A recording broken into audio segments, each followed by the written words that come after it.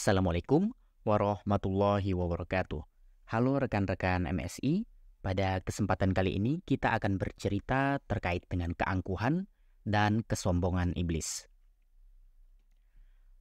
Hasan al-Basri mengatakan, iblis membuat analogi atau kias, dan dia adalah makhluk pertama yang menggunakan analogi. Muhammad bin Sirin mengatakan, makhluk pertama yang menggunakan analogi adalah iblis. Tidaklah matahari dan bulan diciptakan melainkan karena analogi-analogi. Kedua atsar ini diriwayatkan oleh Ibnu Jarir. Artinya, iblis membandingkan dirinya dengan Adam melalui analogi, lalu menilai dirinya lebih mulia dari Adam, sehingga ia tidak mau sujud kepada Adam. Padahal ia dan juga para malaikat diperintahkan untuk bersujud pada Adam. Ketika berseberangan dengan nas, analogi tidak bisa digunakan. Selain itu, penilaian iblis juga keliru karena tanah lebih bermanfaat dan lebih baik dari api. Karena tanah mengandung unsur ketenangan, ketabahan, kesabaran, dan pertumbuhan. Berbeda dengan api yang mengandung unsur gegabah, kedunguan, tergesa-gesa, dan membakar. Selanjutnya, Allah menciptakan Adam dengan tangannya sebagai bentuk penghormatan baginya dan meniupkan ruh ciptaannya pada Adam.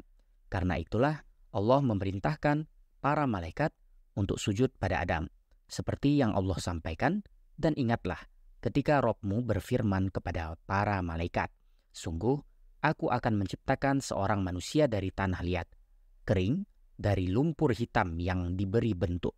Maka apabila aku telah menyempurnakan kejadiannya, dan aku telah meniupkan roh ciptaanku ke dalamnya, maka tunduklah kamu kepadanya dan bersujud. Maka bersujudlah para malaikat itu semua bersama-sama kecuali iblis. Dia enggan ikut bersama-sama para malaikat yang sujud itu. Allah berfirman, wahai iblis, apa sebenarnya yang menyebabkan kamu tidak ikut sujud bersama mereka?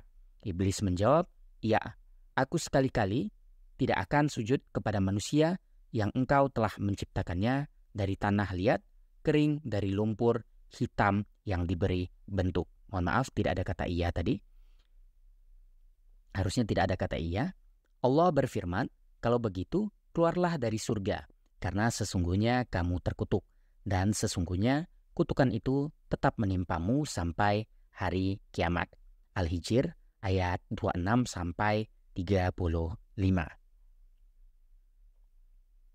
Iblis mengemukakan alasan yang sama sekali tidak membawa guna, dan alasannya itu lebih berat dari dosa yang ia lakukan, seperti yang Allah sampaikan dalam surat Al-Isra. Dan ingatlah, ketika kami berfirman kepada para malaikat, sujudlah kamu semua kepada Adam. Lalu mereka sujud kecuali iblis. Iblis berkata, apakah aku harus bersujud kepada orang yang engkau ciptakan dari tanah? Iblis berkata, terangkanlah kepadaku, inikah yang lebih engkau muliakan daripada aku? Sekiranya engkau memberi waktu kepadaku sampai hari kiamat, pasti akan aku sesatkan keturunannya, kecuali sebagian kecil. Allah berfirman, pergilah, tetapi barang siapa di antara mereka yang mengikuti kamu, maka sungguh neraka jahanamlah balasanmu semua, sebagai pembalasan yang cukup. Dan perdayakanlah siapa saja di antara mereka yang engkau sanggup dengan suaramu yang mengemukau. Kerahkanlah pasukanmu terhadap mereka yang berkuda dan yang berjalan kaki, dan bersekutulah dengan mereka pada harta dan anak-anak. Lalu beri janjilah kepada mereka, padahal setan itu hanya menjanjikan tipu daya kepada mereka. Sesungguhnya terhadap hamba-hambaku, engkau tidaklah dapat berkuasa atas mereka, dan cukuplah Rabb-mu sebagai penjaga. Al-Isra ayat 61-65.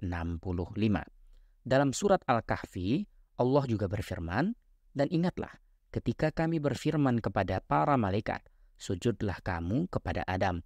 Maka mereka pun sujud kecuali iblis. Dia adalah dari golongan jin. Maka dia mendurhakai perintah Tuhannya. Pantaskah kamu menjadikan dia dan keturunannya sebagai pemimpin selain aku? Padahal mereka adalah musuhmu.